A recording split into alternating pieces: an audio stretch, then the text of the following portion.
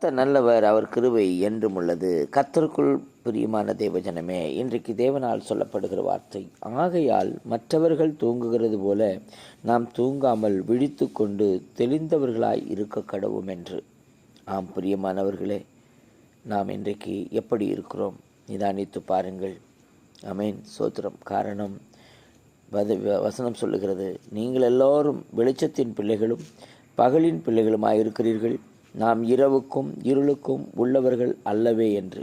ஆகவே நாம் இருளில் இருக்கிறவர்கள் அல்ல, நான் வெளிச்சத்தின் பிள்ளைகளாய் நாம் இருக்கிற இடமும் வெளிச்சமாய் இருக்க வேண்டும் என்பது தேவனுடைய சித்தமாய் இருக்கிறபடினால ஆமென், நாம் யாவரும் தூங்காமல் ஆவிக்குரிய அர்ப்பணிப்போடு ஆவிக்குரிய வாழ்க்கையில் அர்ப்பணித்து தேவனோடு கூட சஞ்சரிக்கிற பிள்ளைகளாய் நாம் நம்மை அர்ப்பணிப்போமானால் கர்த்தராகிய ஆண்டவர் நம்மை ஆசீர்வதிப்பாராக.